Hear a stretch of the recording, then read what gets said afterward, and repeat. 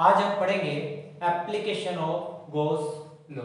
ठीक है, तो इसके अंदर सबसे पहला एप्लीकेशन अपन निकाल रहे हैं intensity of electric field due to plus Q charge या due to a point charge.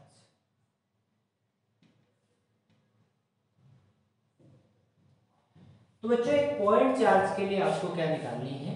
Intensity of electric field. तो कंसीडर कर लेता हूं मैं यहां पर ये O पॉइंट पर प्लस क्यू चार्ज है और R डिस्टेंस पर एक P पॉइंट ले लेता हूं। यहां पर मुझे intensity of electric field find out करना है। देखो बच्चों, अगर मैं केवल गॉस थ्योरम की हेल्प से नहीं निकालना हो, विदाउट गॉस थ्योरम की हेल्प से निकालना हो, तो इंटेंसिटी ऑफ इलेक्ट्रिक फील्ड का डायरेक्शन होगा आउटसाइड ऐसे, और इसका डेरिवेशन पहले अपन ने किया है, तो वही वाला डेरिवेशन अगेन से यहाँ पर भी हो जाएगा कि 1/4 पाई epsilon not q upon r square, और ये डायरेक्टली आ जाएगा। ये अपने को मुख्य डेरिवेशन ये लाना है, पर definition A is equal to F upon Q naught से अपन निकाल सकते हैं फोर्स निकाल के, पर यहाँ पर मुझे किसकी हेल्प से निकालना है? गॉस थ्योरम की हेल्प से निकालना है। इसीलिए आपको क्या करना पड़ेगा, गॉस थ्योरम जो होती है वो एक क्लोज्ड सरफेस के लिए वैलिड होती है। गॉस थ्योरम जो वैलिड होती है वो एक क्लोज्ड सरफेस के लिए वैलिड होती है। पहली चीज हमारे को क्लियर है। तो यहाँ पर मैं एक क्लोज्ड सरफेस को क्या कर रहा हूँ? कंसीडर कर रहा हूँ। मैंने यहाँ एक स्फेरिकल सरफेस कंसीडर किया है, और उस स्फेरिकल सरफेस को आप बोलेंगे गाउसियन सरफेस। ठीक है, गॉस लॉ किसके लिए वैलिड है? गॉस लॉ एक क्लोज सरफेस के लिए वैलिड है, और यहां पर मैंने एक गाउसियन सरफेस को क्या करा बच्चों? कंसीडर किया है। ठीक है, एक सरफेस लिया स्फेरिकल सरफेस, जिसे मैंने क्या बोला? गाउसियन सरफेस बोला। यहां पर प्लस क्यू चार्ज है, तो इसका intensity of electric field definitely outside ही होगा। अब ये देखिए, मैं यहां पर क्या करूं? पूरे स्फीयर के लिए एक छोटा सा एरिया में यहां पर कंसीडर कर रहा हूं। एक छोटा सा एलिमेंट यहां पर अपन इस स्फीयर पर अपन ने ले लिया, और मुझे क्या निकालना? फ्लक्स निकालना है। तो फ्लक्स निकालने के लिए मुझे जरूरत पड़ेगी किसकी? डी फाई की। तो डी फाई का फॉर्मूला हम सबको पता है, क्या होता है बच्चों? EDS cos theta. यानी कि यहां पर जो डीएस है, इसका जो नॉर्मल होगा वो भी इसके बिल्कुल पैरेलल होगा, क्योंकि स्फेरिकल है ना।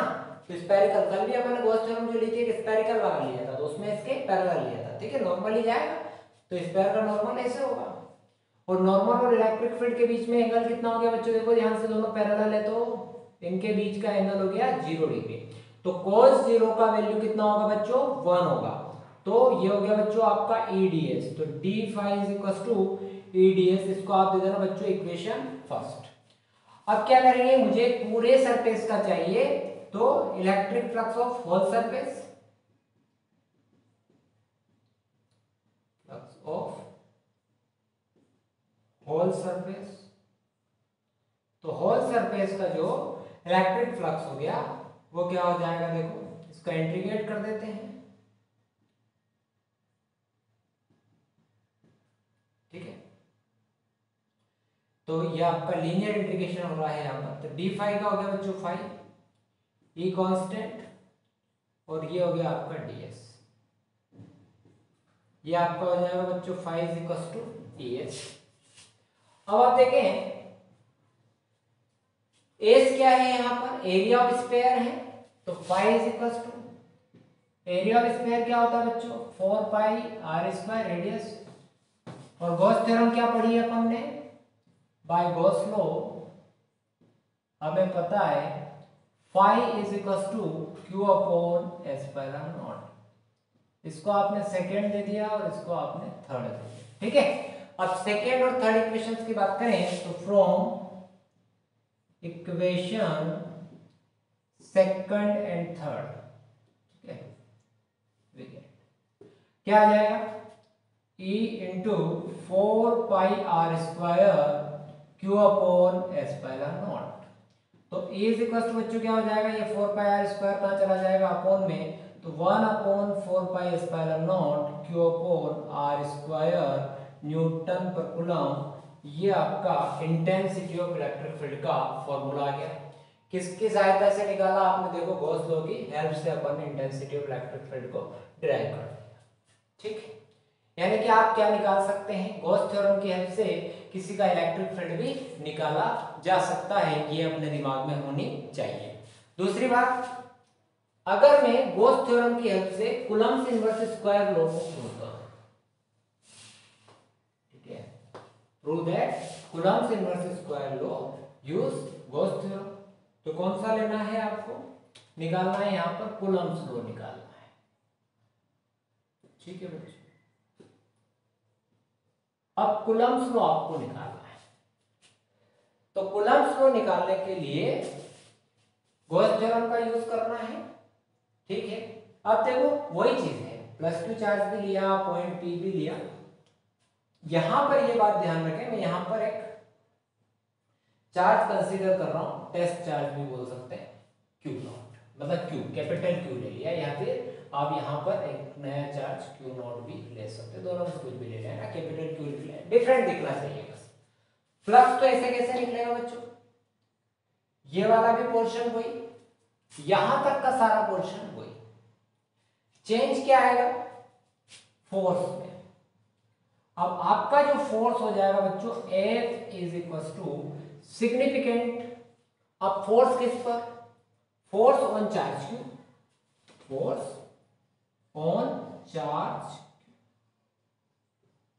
तो इस चार्ज क्यू पर जो फोर्स होगा वो क्या होगा बच्चों, F इज इक्वल टू क्या आ जाएगा, Q इंटू ई, ये कैपिटल क्यू आपने यहां यूज कर लो, या फिर क्या कर ले, क्यू नॉट कर ले, चलो क्यू नॉट ले लेते हैं, तो क्या हो जाएगा क्यू नॉट ई, और ई का वैल्यू हमने निकाल रखा है, क्या है बच्चों 1 upon 4 pi epsilon naught q upon r square, तो क्या हो जाना बच्चों ये 1 upon 4 pi epsilon naught q q naught upon r square newton, यानी कि दो चार्जेस के लिए भी हम इसका यूज करके फोर्स भी निकाल सकते हैं।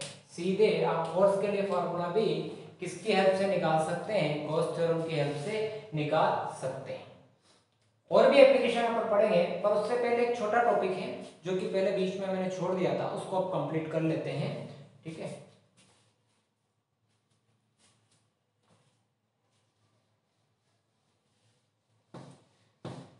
आप जो जो प्रैक्टिस आपको करवा रहे हैं उनको साथ के साथ करें, और क्योंकि आपका बोर्ड एग्जाम के हिसाब से हम पढ़ रहे हैं तो सारे डेरिवेशन आपको आना चाहिए।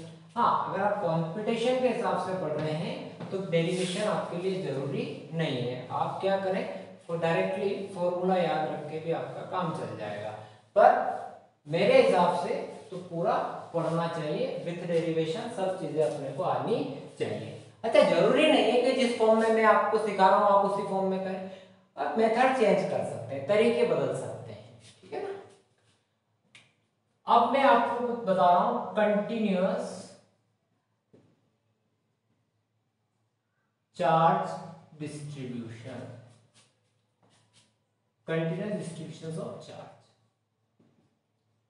Distribution of charge.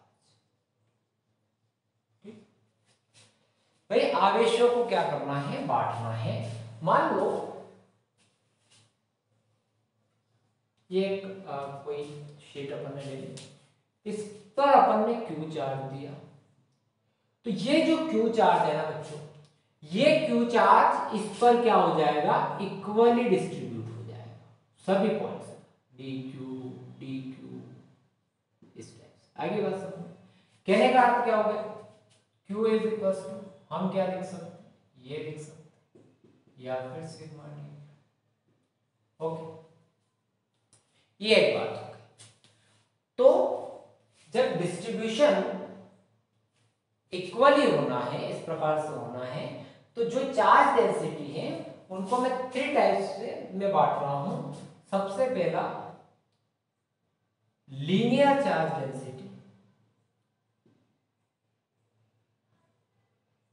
Linear charge density. ठीक है बच्चों, लीनियर चार्ज डेंसिटी जब चार्ज का डिस्ट्रीब्यूशन कि कब कहां पर होगा, एक वायर के लिए होगा, तब जाकर हम किसका यूज करेंगे, लीनियर चार्ज डिस्ट्रीब्यूशन का यूज करेंगे, यानी लीनियर चार्ज डेंसिटी का यूज करेंगे। मैंने एक वायर ले लिया, इस वायर पर मैंने यहाँ स्मॉल एलिमेंट पर ये चार्ज dq कंसीडर कर लिया। ठीक है, तो ऐसी सिचुएशन में जब मैंने यहां पर q लिखा, क्योंकि मैं बात किसकी कर रहा हूं, डेंसिटी, तो चार्ज q किसके साथ आएगा, इसका लेमड़ा, इसको ऐसे ले लो 0 to l और लेमड़ा d। ठीक है, ये वाली स्थिति हो जाएगी आपकी, क्योंकि l लेंथ है इसकी, तो लेमड़ा इज इक्वल टू बच्चों क्या होगा, ये q अपॉन l होगा। इंटीग्रेट करेंगे तो लेमड़ा यहाँ पर कांस्टेंट है, और लेमड़ा क्या है, लेमड़ा बच्चों लीनियर चार्ज डेंसिटी है, और इसका जो SI यूनिट है वो होगा बच्चों कूलम पर मीटर, और डायमेंशनल फार्मूला जो है, डायमेंशनल फॉर्मूला जो है वो आपका चार्ज का एटी होता है और डिस्टेंस के लिए तो L इनवर्स T1A, ये आपका हो गया लीनियर चार्ज डेंसिटी। अब बात करें अगला, volume charge density, sorry surface charge density, volume last में, सरफेस चार्ज डेंसिटी, यानी कि जब चार्ज कहां पर डिस्ट्रीब्यूटेड हो, सरफेस पर, पूरे सरफेस पर, यानी कि यहां पर सिग्मा डी ऐसे, तो यहां पर मैं डायरेक्टली भी ऐसे भी कर सकता हूं कि Q इज इक्वल टू क्या हो जाएगा बच्चों, सिग्मा डी, यानी कि सिग्मा तो कांस्टेंट हो गई, तो sigma is equal to Q upon A। Sigma क्या है, सिग्मा है सरफेस चार्ज डेंसिटी, यानी कि unit area of cross section पर जो चार्ज है वो क्या होगा, सरफेस चार्ज डेंसिटी। ठीक है, SI यूनिट हो जाएगी बच्चों, SI यूनिट चार्ज के लिए कूलम और एरिया के लिए मीटर स्क्वायर, चार्ज का 80 और डिस्टेंस के लिए L स्क्वायर, तो L इनवर्स 2। ठीक, तीसरा हो जाएगा बच्चों आपका वॉल्यूम चार्ज डेंसिटी, तीसरा हो गया आपका वॉल्यूम चार्ज डेंसिटी, मतलब कि जो चार्ज है ना, अब क्या होगा, पूरा ही वॉल्यूम कवर करें, यानी कि क्यूब की सिचुएशन अपन बना लेते हैं, ये ऐसी सिचुएशन की अपन चर्चा कर रहे हैं। तो उस कंडीशन में ये सरफेस के लिए 2 डंडे वाला, और वॉल्यूम के लिए रो डीवी, तो बच्चों क्या हो जाएगा, rho is equal to Q upon V, यानी यूनिट वॉल्यूम पर जो चार्ज डिस्ट्रीब्यूशन है उसे क्या बोलेंगे, वॉल्यूम चार्ज डेंसिटी। इसका SI यूनिट क्या हो जाएगा, चार्ज के लिए कूलम और वॉल्यूम के लिए मीटर क्यूब, डायमेंशनल फॉर्मूला 80 और ये हो जाएगा आपका L क्यूब, तो L इनवर्स 3 T1A1। ठीक है, तो ये हो गया बच्चों आपका वॉल्यूम चार्ज डेंसिटी। तीनों डिस्ट्रीब्यूशन, चार्ज डिस्ट्रीब्यूशन की जो बेसिक चीजें आपको जरूरत लगेगी वो मैंने बताई है, वैसे तो इसको और भी गहराई से समझा जा सकता है। ठीक है, इससे आगे की जो गॉस थ्योरम की एप्लीकेशन है जो अपन कंटिन्यू रखेंगे वो नेक्स्ट वीडियो लेक्चर से रखेंगे। अभी तक आपने चैनल को सब्सक्राइब नहीं किया तो सब्सक्राइब जरूर कर दीजिए। Thank you very much.